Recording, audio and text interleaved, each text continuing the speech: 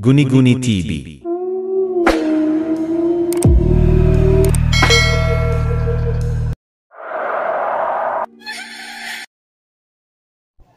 Isi-share ko lang po ang isa kong karanasan sa nilipatan kong apartment sa Pasig.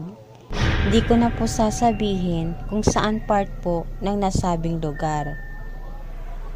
Itago nyo na lang po ako sa pangalang Sabel. Nangyari po ito last year, July 22, 2019. Nung time na lumipat ako sa apartment na yon. May kaliitan ng kwarto, pero napakalinis naman tignan. Marami ang nangungupahan sa apartment. Siguro dahil sa mura lang ang upa dito. Unang gabi, pag-uwi ko galing school na pinapasukan ko, parang napakatahimik ng loob bawat pinto ng maraanan ko. Tila walang kabuhay-buhay ang loob nito. Naglakad ako ng naglakad hanggang marating ko ang kwarto ko.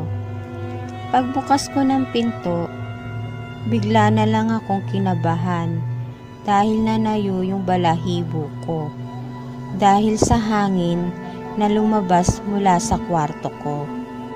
Sobrang lamig at kinilabutan talaga ako ng sobra. Alam kong nakapatay ang aircon, pero pakiramdam ko nasa loob ako ng freezer nung mga oras na yon. Papasok na sana ako nang biglang may nagsalita. "Bago ka lang ba dito?" tanong ng isang batang lalaki. "Ah, oo." "Bakit nasa labas ka pa? Saan yung room nyo? Nasaan yung magulang mo?" Sunod-sunod kong tanong. Kasi nasa age 3 years old yata yung bata. "Dito lang po sa tapat nyo." "Bago ka lang po ba?" Sa halip na sagutin ko yung tanong niya, tinungo ko yung apartment room na itinuro ng bata. Kumatok ako sa pinto at hinintay na may magbukas. Maya-maya lang, dahan-dahan na itong nabuksan at dinig ko yung pag-creak ng pinto. Tila para bang matagal na itong di nabubuksan. At mula sa konting espasyo ng pinto, dumungaw yung mukha ng isang babae na sa tingin ko'y nasa 40 na. Maitim yung ilalim ng mga mata niya. Tapos, yung labi niya, tikom na tikom at medyo kulubot na.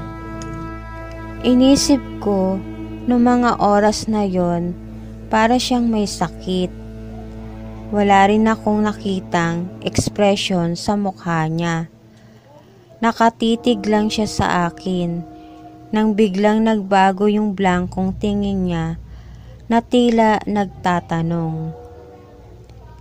Di ko alam kung ilang segundo akong nakatitig sa kanya kasi medyo kinakabahan talaga ako. Natauhan lang ako nang maalala ko yung bata. "Ate, yung anak niyo po kasi nasa labas pa. Nag-aalala lang ako baka mapano siya rito." Sabi ko sa kanya habang nakaturo sa pwesto ng bata. Ngunit sa kanya ako nakatingin. Hindi siya sumagot. Tinignan niya ng dahan-dahan yung direksyon na itinuturo ko. Tumingin ako sa pwesto ng bata. Pero isang matandang babae yung nakita ko. Parang kinakabahan. Nagtaka ako dahil nawala yung bata, kaya tinanong ko yung matanda.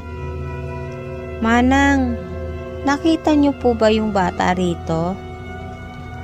Hindi ko na naituloy yung sasabihin ko dahil agad nagsalita yung matanda na parang may kinatatakutan. Diyos ko po, anong bata ba pinagsasabi mo? Kanina pa kita naririnig na may kinakausap rito, kahit na wala naman. Dito lang ako sa tabi ng apartment mo. Ang totoo, palabas na ako nung nakita kita na parang may kinakausap ka.